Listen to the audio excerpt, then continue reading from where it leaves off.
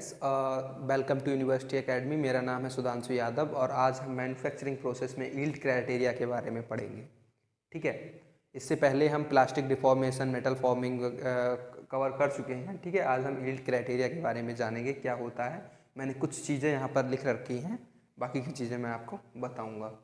तो सबसे पहले हम यील्ड क्राइटेरिया की डेफिनेशन के बारे में जान लेते हैं कि बेसिकली होता क्या है। ठीक है, तो it is an hypothesis concerning the limit of elasticity under the any possible combination of stresses. ठीक है, under any possible combination of stresses. तो यील्ड क्राइटेरिया क्या है?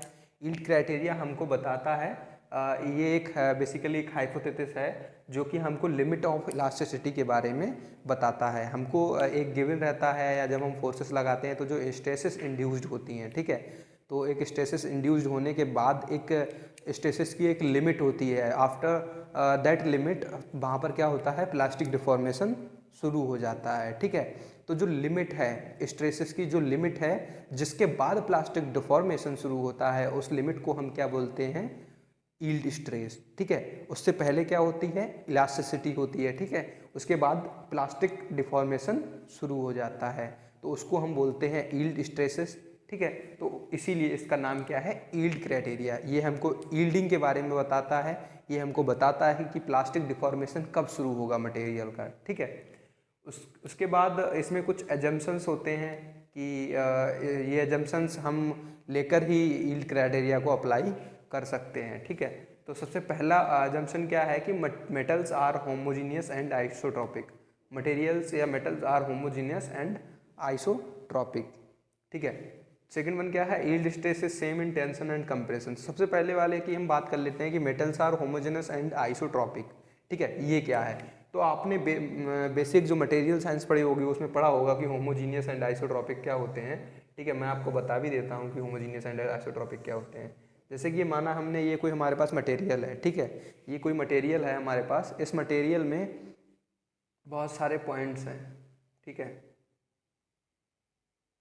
तो होमोजीनियस क्या कहता है, होमोजेनस किसी मटेरियल के किसी भी पॉइंट पर अगर प्रॉपर्टीज सब सारी की सारी क्या होती हैं, सेम होती हैं।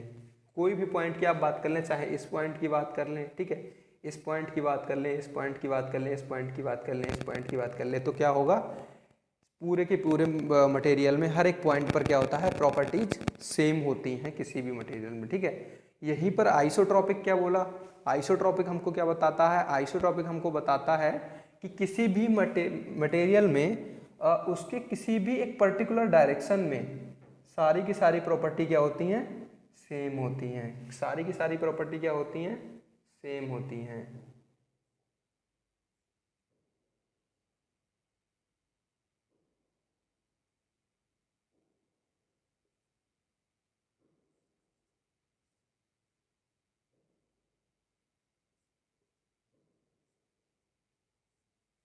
ठीक है, तो फर्क आप समझ गए होंगे।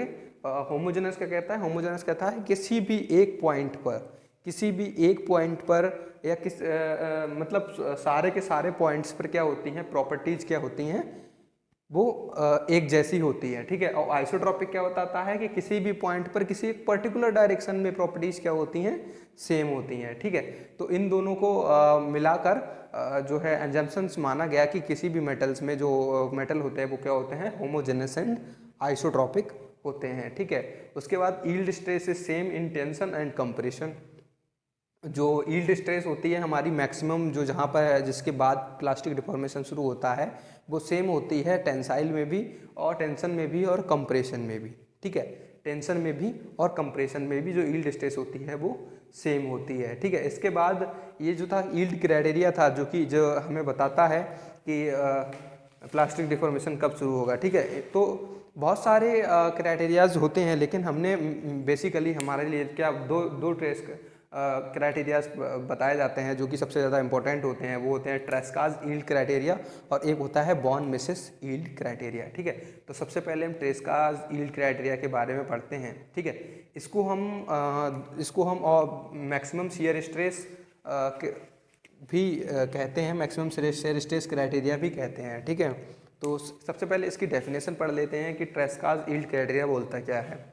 देखिए, द फेलियर ऑफ मेटल या हम इसको बोल सकते हैं plastic deformation. The failure of metal और plastic deformation takes place when the maximum shear stress in a metal reaches a critical value. ठीक है, अब आप पूछेंगे क्रिटिकल वैल्यू क्या होती है। ठीक है, तो एक इंपॉर्टेंट टर्म है, क्या है कि कोई भी मेटल में कोई भी मेटल का फेलियर या उसका प्लास्टिक डिफॉर्मेशन तब शुरू होगा जब उसकी जो शियर स्ट्रेस होगी, उसकी जो मैक्सिमम शियर स्ट्रेस होगी वो एक क्रिटिकल वैल्यू तक पहुंच जाएगी। ठीक है, तो उस क्रिटिकल वैल्यू, अगर मैं बोलूँ आपको क्रिटिकल वैल्यू क्या होता है, तो उसी मटेरियल की, ठीक है, लाइक हमने कोई मटेरियल यूज कर रहे हैं, उस मटेरियल की एक क्रिटिकल वैल्यू, उसकी एक मैक्सिमम यील्ड स्ट्रेस होगी। ठीक है, उसकी एक मैक्सिमम यील्ड स्ट्रेस होगी, उस मैक्सिमम यील्ड स्ट्रेस तक, ठीक है, इलास्टिक लिमिट के बाद प्लास्टिक डिफॉर्मेशन शुरू हो जाएगा। तो उसकी जो मैक्सिमम शियर स्ट्रेस होगी एट इलास्टिक लिमिट, ठीक है, वहाँ तक अगर कोई मटेरियल की शियर स्ट्रेस पहुँच जाती है, उसके बाद क्या होगा, प्लास्टिक डिफॉर्मेशन शुरू। सबसे पहले देखते हैं कि अब जब क्रिटिकल वैल्यू यहाँ पर क्या होगी, मैक्सिमम शियर यील्ड स्ट्रेस होगी किसी भी मटेरियल के लिए इलास्टिक लिमिट तक। ठीक है, तो सबसे पहले हम क्या करते हैं, लेट अस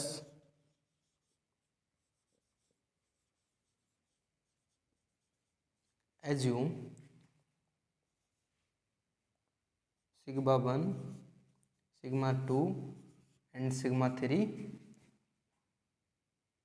प्रिंसिपल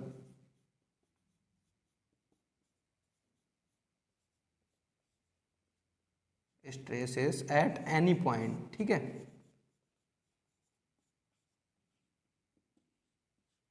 हमने क्या करा, किसी भी पॉइंट पर, इसी मटेरियल में किसी भी पॉइंट पर हमने कुछ प्रिंसिपल स्ट्रेसेस एज्यूम कर ली, जो कि क्या है, सिग्मा 1 है, सिग्मा 2 एंड सिग्मा 3।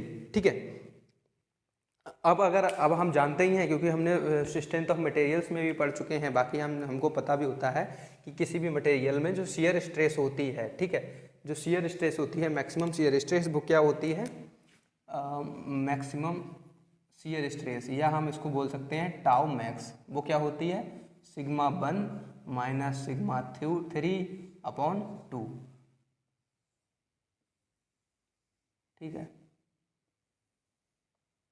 प्लस एक चीज़ और मैं आपको बता दूं, यहाँ पर हमने जो एज्यूम की हैं, तो हम इसमें एज्यूम कर लेते हैं कि सिग्मा 1 सबसे बड़ा है, सिग्मा 2 सिग्मा 3 सबसे छोटा है। ये दो चीज़ें हमने यहाँ पर क्या कर ली हैं, एज्यूम कर ली है। ठीक है, सिग्मा 1 जो है, जो सिग्मा 1 की वैल्यू है प्रिंसिपल स्ट्रेसेस में, तो वो सबसे ज़्यादा है, सिग्मा 2 उससे कम, सिग्मा 3 सबसे कम। ठीक है, तो हम जानते ही हैं टाउ मैक्स का फार्मूला क्या हो जाएगा, सिग्मा 1 माइनस सिग्मा 3 अपॉन 2। ठीक है, सिग्मा 1 माइनस सिग्मा 3 अपॉन 2। अब देखो ये क्या है, ये टाउ मैक्स है, ये क्या हो जाएगा, ये जो क्रिटिकल वैल्यू है, क्रिटिकल वैल्यू ही तो है, इसको हम क्या वैल्यू मान लेते हैं, इसको हम मान लेते हैं के।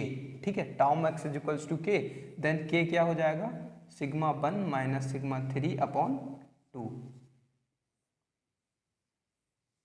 इस के को हम क्या बोल देंगे, वेयर, इसको हम के को हम क्या बोल देंगे, where K is equals to shear yield stress. ठीक है, इस के को हम क्या बोलेंगे, शियर यील्ड स्ट्रेस। ओके, अब कुछ कंडीशंस होती हैं, उन कंडीशंस में देख लेते हैं ये क्या बोलता है। अगर हम यहीं पर कंडीशन हम अप्लाई करें कि क्या, कि जो हमारा फोर्स सिस्टम है, वो हम जो फोर्स लगा रहे हैं वो क्या है, यूनी एक्सियल टेंसाइल है। ठीक है, यूनी एक्सियल टेंसाइल फोर्सेस हम यहाँ पर जो है अप्लाई कर रहे हैं, यूनी एक्सियल। अब हम देखते हैं कि जो हमारा फोर्सेस है वो क्या है, यूनी एक्सियल टेंसाइल। तो अगर यूनी एक्सियल टेंसाइल है तो क्या होगा, जो सिग्मा 1 है हमारा, वो किसके इक्वल हो जाएगा, सिग्मा बाई के। सिग्मा बाई क्या है, यील्ड स्ट्रेस। ठीक है, in tension, yield stress is tension. ठीक है, सिग्मा 1 क्या हो जाएगा, सिग्मा बाई हो जाएगा, और सिग्मा 2 एंड सिग्मा 3 क्या हो जाएगा, ये दोनों जीरो के इक्वल हो जाएंगे। ठीक है, यही तो होता था। तो इसके बाद अगर हम देखें तो के की वैल्यू हमारे लिए क्या मिल जाएगी, के की वैल्यू हमें मिल जाएगी सिग्मा बाई बाई 2। ठीक है, तो ये रिलेशन भी हो जाता है शियर यील्ड स्ट्रेस में और यील्ड स्ट्रेस इन टेंशन में। ठीक है, यहीं पर अगर वो हमसे बोल दे कि यूनिएक्सियल कंप्रेशन में बताइए, ठीक है। यूनिएक्सियल कंप्रेशन में बताइए तो क्या हो जाएगा, तो हमारा जो सिग्मा 1 और सिग्मा 2 की वैल्यू क्या हो जाएगी 0, और सिग्मा 3 की वैल्यू क्या हो जाएगी, वो हो जाएगी माइनस का सिग्मा बाई। ये क्या है, yield stress in compression, sigma 3 is equals to minus sigma by. ठीक है, तो यहाँ पर अगर हम के की वैल्यू निकालना चाहें तो क्या हो जाएगी, के की वैल्यू हो जाएगी सिग्मा 1 की वैल्यू हम कितनी रख देंगे 0 माइनस सिग्मा 3 की वैल्यू कितनी है माइनस का सिग्मा बाई अपॉन 2, तो ये इक्वल क्या हो जाएगा सिग्मा बाई 2। ठीक है, तो के इज इक्वल्स टू क्या आ गया सिग्मा बाई 2। तो ये एक रिलेशन है जो कि शियर यील्ड स्ट्रेस और tensile yield stress and compression yield stress के बीच में। ठीक है, तो ये जो है ट्रेस्काज यील्ड क्राइटेरिया ने बताया कि कोई भी मेटल तब फेल होगा, कोई भी मटेरियल तब फेल होगा जब उसकी जो मैक्सिमम शियर स्ट्रेस है वो maximum shear stress eight elastic limit पर पहुंच जाएगी। तो जो maximum shear stress eight elastic limit है वो क्या है, हमारी क्रिटिकल वैल्यू है। ठीक है, तो जब उसके बियॉन्ड जब मैक्सिमम शियर स्ट्रेस पहुंच जाएगी तब क्या होगा, हमारा प्लास्टिक डिफॉर्मेशन टेक्स प्लेस। ठीक है, तो ये था हमारा ट्रेस्काज यील्ड क्राइटेरिया। इसके बाद हम बॉन मिसेस यील्ड क्राइटेरिया के बारे में पढ़ेंगे। इसको हम क्या बोलते हैं, मैक्सिमम शियर स्ट्रेस थ्योरी भी कहते हैं। ठीक है, ट्रेस्काज थ्योरी को हम मैक्सिमम शियर स्ट्रेस थ्योरी भी कहते हैं। लिख लीजिए, आप नोट कर लीजिएगा, इसको हम क्या बोलते हैं, मैक्सिमम शियर स्ट्रेस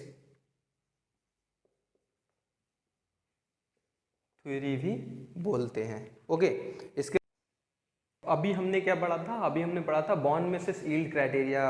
अभी ट्रेस्काज यील्ड क्राइटेरिया के बारे में पढ़ा था, अब हम पढ़ेंगे बॉन मिसेस यील्ड क्राइटेरिया के बारे में। ठीक है, तो ये दो क्राइटेरिया हैं।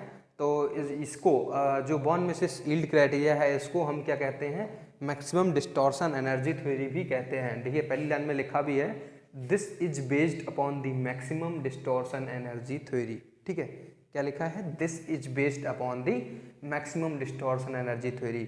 जब आप नेक्स्ट सब्जेक्ट पढ़ेंगे या आप पढ़ेंगे सोम वगैरह पढ़ेंगे तो वहाँ पर आप कुछ 5 थ्योरीज ऑफ फेलियर पढ़ेंगे। ठीक है, क्या थ्योरीज ऑफ फेलियर, तो वहाँ पर 5 थ्योरी होती हैं, उन्हीं में से एक ये है मैक्सिमम डिस्टॉर्शन एनर्जी थ्योरी। ठीक है, इसी पर क्या है, बॉन मिसेस ने जो अपना यील्ड क्राइटेरिया दिया वो इसी पर बेस्ड है। ये मैक्सिमम डिस्टॉर्शन एनर्जी थ्योरी क्या कहती है कि यील्डिंग बिगिंस, यील्डिंग तब शुरू होगी when the shear strain energy reaches a critical value. ठीक है, जो शियर स्ट्रेन एनर्जी है वो क्या हो जाएगी, एक क्रिटिकल वैल्यू तक पहुंच जाएगी। ठीक है, सेकंड थर्ड लाइन में देखिए, it indicates that failure of material will occur when total shear strain energy per unit volume reaches a critical value. इस क्रिटिकल वैल्यू की जगह पे हम क्या लिख सकते हैं कि रीचेस इसकी जगह पे हम क्या, where shear strain energy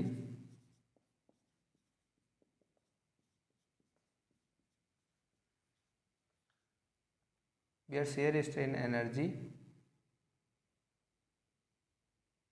maximum shear strain energy at elastic limit. ठीक है, इसको हम ये भी लिख सकते हैं। ठीक है, तो पर वॉल्यूम, ठीक है, stress energy per unit volume. ठीक है, तो ये इसने बताया। इससे पहले जो हमने ट्रेस्काज पढ़ी थी उसमें उसने क्या बोला था कि maximum shear stress energy, strain energy नहीं, वहाँ पर क्या था मैक्सिमम शियर स्ट्रेस, कि जब भी किसी मटेरियल का जो मैक्सिमम शियर स्ट्रेस होगी वो कहाँ पहुँच जाएगी, उसकी इलास्टिक लिमिट में जो मैक्सिमम शियर स्ट्रेस होती है वहाँ पर पहुँच जाती है, तो क्या होता है, यील्डिंग हमारी शुरू हो जाती है। उसको हम क्या बोलते हैं, यील्ड स्ट्रेस, और यील्डिंग हमारी शुरू हो जाती है, प्लास्टिक डिफॉर्मेशन शुरू हो जाता है। ठीक है, तो यहाँ पर क्या है, उस मैक्सिमम शियर स्ट्रेस की जगह पे हम क्या बोल रहे हैं, maximum shear strain energy.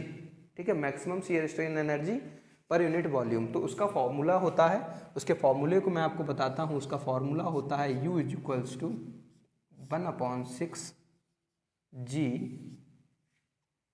Sigma 1 minus sigma 2 का whole square, sigma 2 minus sigma 3 का whole square, plus sigma 3 minus sigma 1 का होल स्क्वायर। ठीक है, ये क्या होता है, ये उसका फॉर्मूला होता है maximum shear strain energy theory का। ठीक है, उसके बाद अब जैसा कि हमने पिछली में मान ही लिया था कि सिग्मा 1 सिग्मा 2 सिग्मा 3 क्या है, हमारी प्रिंसिपल स्ट्रेसेस हैं किसी भी पॉइंट पर, और जिसमें कि सिग्मा 1 सबसे बड़ा है, उससे छोटा सिग्मा 2 एंड सिग्मा 3 सबसे छोटा है। ठीक है, तो अब हम क्या करेंगे, हम इसको सिंप्लीफाई करते हैं। हमें अगर 6g को इधर ले जाएं तो क्या हो जाएगा, u इंटू 6g, यहाँ क्या रह जाएगा, सिग्मा 1 माइनस सिग्मा 2 का होल स्क्वायर प्लस सिग्मा 2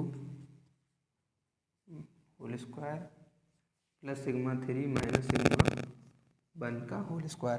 देखिए ये भी एक कांस्टेंट है, ये भी एक कांस्टेंट है, तो ये दोनों क्या हो जाएंगे, एक कांस्टेंट के इक्वल ही तो हो जाएंगे। इसका मतलब उसको हम क्या बोल देते हैं, c। ठीक है, ये दोनों कांस्टेंट किसी एक कांस्टेंट के इक्वल होंगे। ठीक है, तो ये क्या हो गया हमारा, ये हो गया हमारा बॉन्ड बेसिस का यील्ड क्राइटेरिया। ठीक है, अब कुछ कंडीशंस हैं, उन कंडीशंस के बारे में हम देखते हैं। अंडर प्योर टॉर्सन हो, ठीक है, जो हमारी यील्डिंग हो रही है वो क्या हो,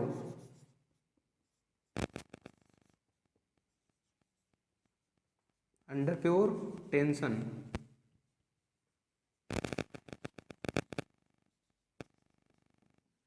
अगर अंडर प्योर टेंशन होती है तो क्या होगा, सिग्मा 1 क्या हो जाएगा, सिग्मा बाई के इक्वल हो जाएगा। सिग्मा बाई क्या है, yield stress in pure in tensile. ठीक है, यील्ड स्ट्रेस इन टेंसाइल। ठीक है, और सिग्मा 2 और सिग्मा 3 की वैल्यू क्या हो जाएगी, 0। ठीक है, अब हम इसको रखते हैं यहाँ पर, तो क्या हो जाएगा, सिग्मा 1 की जगह पे हम जब रखेंगे, सिग्मा 1 की जगह पे हम क्या रख देंगे, सिग्मा बाई माइनस 0 का होल स्क्वायर प्लस 0 माइनस 0 का whole square plus 0 minus sigma by का whole square is equals to सी। ठीक है, तो सिग्मा बाई का होल स्क्वायर और 0, ये 0 हो जाएगा, sigma by square plus 0 plus sigma by square, minus का स्क्वायर प्लस बाहर आएगा, ये क्या हो गया, 2 sigma by square is equals to सी। ये सी की वैल्यू क्या आ गई, जब हमारा जो फोर्सेस होंगे वो क्या होंगे, अंडर प्योर टेंशन होंगे, जो यील्डिंग होगी वो क्या होगी, प्योर टेंशन होगी। ठीक है,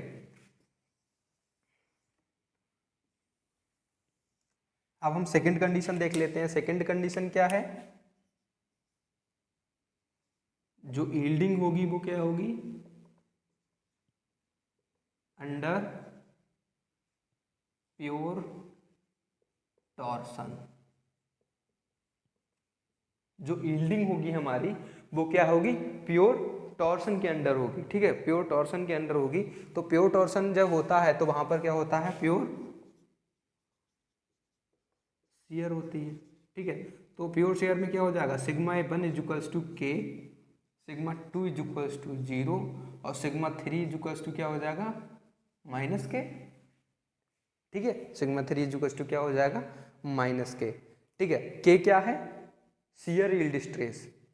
ठीक है, हमने अभी कुछ देर पहले पढ़ा था उसमें शियर यील्ड स्ट्रेस। ठीक है, तो हम इस वाले फॉर्मूला में फिर से रख देते हैं इनकी वैल्यू। तो वैल्यू रखते हैं तो क्या आता है, देखते हैं वैल्यू रखने पर।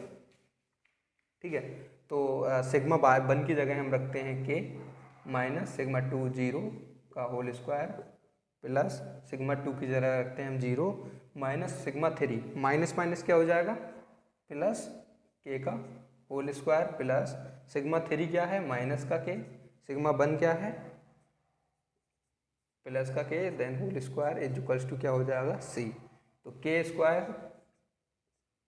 Plus k square plus 2k square, 2k square मतलब कि 4k square is equals to सी। ये क्या हो जाएगा, यहाँ से इसको ऐड करेंगे हम, 6k square is equals to सी। ठीक है, तो सी की वैल्यू क्या आ गई, 6k स्क्वायर। अब देखो सी क्या है हमारा, सी हमारा कांस्टेंट है। ठीक है, सी हमारा क्या है, कांस्टेंट है।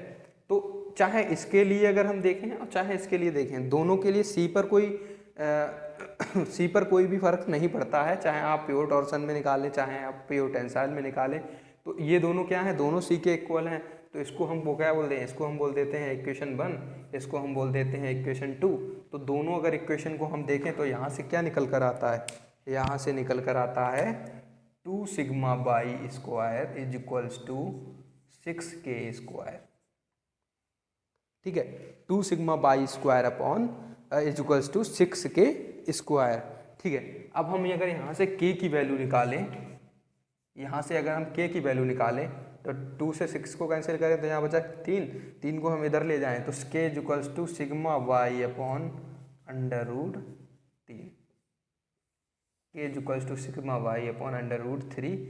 ये क्या आ गया हमारा शियर स्ट्रेस और मैक्सिमम और यील्ड स्ट्रेस इन टेंशन, इन दोनों का क्या आ गया, एक रिलेशन आ गया जो किसने दिया, जो दिया वॉन मिसेस यील्ड क्राइटेरिया ने। ठीक है, तो बेसिकली यही था हमारा यील्ड क्राइटेरिया जिसमें कि कुछ रिलेशनशिप्स थी। बेसिकली वॉन मिसेस जो बताते हैं वो क्या बताते हैं कि जब हमारा किसी भी मटेरियल का जो स्ट्रेन एनर्जी है, मैक्सिमम स्ट्रेन एनर्जी है, वो उस मटेरियल की maximum strain energy at elastic limit के इक्वल पहुंच जाता है, तब हमारी यील्डिंग शुरू होती है। ठीक है, तब जो है मटेरियल प्लास्टिक डिफॉर्मेशन होना शुरू होता है। ठीक है, तो ये क्या था, ये था हमारा वॉन मिसेस यील्ड क्राइटेरिया। जैसे कि अब हम यहाँ पर हॉट वर्किंग और कोल्ड वर्किंग मैंने यहाँ पर लिख लिया है इसके बारे में।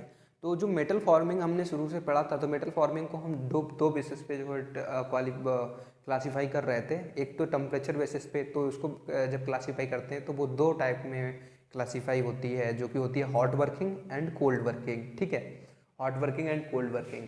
तो अगर मैं बेसिकली आपको अगर बताऊं कि होता क्या है, तो बेसिकली जो हमारा रिक्रिस्टलाइजेशन टेम्परेचर होता है, किसी भी मटेरियल का एक रिक्रिस्टलाइजेशन टेम्परेचर होता है। ये वो टेम्परेचर होता है जिस टेम्परेचर पर वो मटेरियल रिक्रिस्टलाइज हो जाते हैं, मतलब कि उनके अंदर जो क्रिस्टल होते हैं, जो मॉलिक्यूल्स होते हैं छोटे छोटे, वो अपना बॉन्ड अपने नेवर एटम से बॉन्ड तोड़कर किसी और से जाकर बॉन्ड बना लेते हैं जब वो अपनी जगह से डिसलोकेट हो जाते हैं। ठीक है, तो उसको कहते हैं हम रिक्रिस्टलाइजेशन। ठीक है, तो हॉट वर्किंग में क्या होता है, तो एक रिक्रिस्टलाइजेशन टेम्परेचर होता है Tm। ठीक है, हम उसको Tr हम उसको बोल दे रहे हैं Tr। ठीक है, और एक टेम्परेचर क्या होता है T वर्किंग, जिस पर हम वर्क कर रहे होते हैं जिस टेम्परेचर पे। ठीक है, तो एक होता है T वर्किंग, एक होता है Tr रिक्रिस्टलाइजेशन टेम्परेचर। तो इसमें क्या होता है, जो T वर्किंग होता है, ठीक है, वो क्या होता है रिक्रिस्टलाइजेशन टेम्परेचर से हमेशा ज़्यादा होता है। ठीक है, रिक्रिस्टलाइजेशन टेम्परेचर से हमेशा T वर्किंग क्या होता है, ज़्यादा होता है। सेम यहाँ पर अपोजिट होता है, यहाँ पर क्या होता है, जो वर्किंग टेम्परेचर होता है वो क्या होता है, हमेशा कम होता है रिक्रिस्टलाइजेशन टेम्परेचर के। ठीक है, रिक्रिस्टलाइजेशन टेम्परेचर से कम होता है तो उसको हम क्या बोलते हैं, कोल्ड वर्किंग। अगर रिक्रिस्टलाइजेशन टेम्परेचर से ज़्यादा होता है तो उसको हम क्या बोलते हैं, हॉट वर्किंग। और अगर रिक्रिस्टलाइजेशन टेम्परेचर पे ही अगर हमारी फॉर्मिंग हो रही है तो उसको हम बोलेंगे वार्म वर्किंग। वार्म वर्किंग, ठीक है, वार्म। तो सबसे हम इसकी डेफिनेशन लिखिए, जो यहाँ पर मैंने आपको बताया वही सेम लिखा है कि hot working is done at temperature above it's recrystallisation temperature but below it's melting temperature. देखिए, ये कॉमन सेंस वाली बात है कि मेल्टिंग टेम्परेचर से तो हमेशा कम पे ही होगी ना फॉर्मिंग। अगर मेल्टिंग टेम्परेचर पे हम पहुंचा देंगे तो क्या होगा, हमारा मेटल ही मेल्ट हो जाएगा, तो हम फॉर्मिंग किसकी करेंगे। ठीक है, तो हमको मेटल मेल्ट नहीं करना है अपना, हमको उसको रिक्रिस्टलाइजेशन टेम्परेचर तक पहुंचा के, उसके अबव पहुंचा के क्या करना है, उसको फॉर्मिंग करनी है, जिससे कि उसकी जो प्रॉपर्टीज़ हों वो इंक्रीज़ हो जाएं, उसमें जो हमें जो इम्प्रूवमेंट मिले। तो hot working is done at temperature above it's recrystallisation temperature but below it's melting temperature. इसमें अपोजिट होता है, इसमें क्या होता है, cold working is done at temperature below recrystallisation temperature. ठीक है, अब बिलो रिक्रिस्टलाइजेशन है तो मेल्टिंग पॉइंट के तो बिलो होगा ही होगा हमेशा। ठीक है, तो सेकेंड वन क्या है, improvement of mechanical properties such as elongation reduction in area. क्या होता है यहाँ पर कि जो मैकेनिकल प्रॉपर्टीज हो गई, लाइक इलोंगेशन, कोई भी जैसे हमारा मेटल है तो उसको हम इलोंगेट और अच्छे से कर पाएंगे और ज़्यादा वो जो है स्मूथ हो जाएगा। ठीक है, रिडक्शन इन एरिया हो गया। यहाँ पर क्या होगा, डिक्रीजेज इलोंगेशन। यहाँ पर जो कोल्ड वर्किंग जब हम करेंगे तो वहाँ पर क्या आ जाएगा, स्ट्रेन हार्डनिंग आ जाएगा, स्ट्रेन हार्डनिंग हो जाएगी, जिससे कि हार्डनेस उसकी इंक्रीज हो जाएगी। हार्डनेस इंक्रीज हो जाएगी तो क्या होगा कि जो इसका एलोंगेशन होना था वो अब थोड़ा डिक्रीज कर जाएगा। ठीक है, no effect on sigma U and sigma Y, that is sigma U ultimate stress, ultimate strength, ठीक है। सिग्मा वाई मतलब यील्ड स्ट्रेंथ। तो हॉट वर्किंग में क्या होता है, हमारी अल्टीमेट स्ट्रेंथ और यील्ड स्ट्रेंथ पर कोई फर्क नहीं पड़ता है, कोई इफेक्ट नहीं पड़ता है, ठीक है, वो ज्यों की त्यों रहती हैं। बट यहाँ क्या होता है, जो अल्टीमेट स्ट्रेंथ होती है वो क्या होती है हमारी, इंक्रीज हो जाती है, क्योंकि मटेरियल का होता है, मटेरियल में स्ट्रेन हार्डनिंग होती है।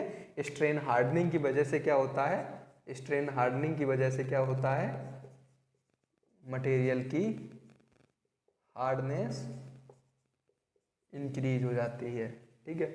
मटेरियल की हार्डनेस क्या होती है, इंक्रीज हो जाती है, उसकी अल्टीमेट स्ट्रेंथ क्या होती है, इंक्रीज हो जाती है। यहाँ पर फोर्थ वन क्या है, नो इंटरनल और residual stresses are develop.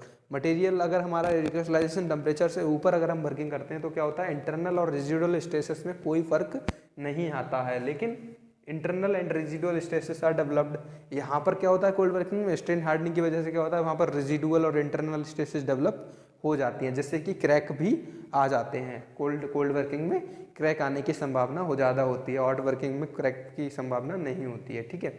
Fifth one क्या हो गया, फिफ्थ वन लाइक हमारा एग्जाम्पल और हॉट फॉर्जिंग, ठीक है, hot forging, hot rolling, pipe welding. Pipe welding में आपने देखा होगा, जो हमारा पाइप बेल्डिंग में जो वो रेड हॉट हो जाता है, ठीक है, तो वो रिक्रिस्टलाइजेशन टेम्परेचर से अबव होता है, ठीक है। यहाँ पर क्या हो गया, प्रेस वर्क, कोई भी जैसे कंप्रेसिव वर्क करते हैं वो हम कोल्ड वर्किंग होता है, कोल्ड एक्सट्रूजन हो गया, ठीक है।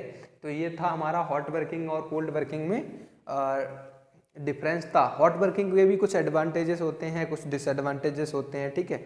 ऐसी कोल्ड वर्किंग के भी अपने डिसएडवांटेजेस और एडवांटेजेस होते हैं। तो हमको जिस तरह की प्रॉपर्टी चाहिए होती है उसी तरह की वर्किंग हमको करनी रहती है इस चैप्टर में, ठीक है, इस कोल्ड वर्किंग या हॉट वर्किंग में, मेटल फॉर्मिंग में, ठीक है। तो लास्ट लेक्चर, इस लेक्चर में हम बस इतना ही, ठीक है। अब हम नेक्स्ट लेक्चर से फॉर्जिंग और रोलिंग इनके वेरियस मेथड्स के बारे में जानेंगे, क्या होते हैं, कैसे होते हैं, ठीक है।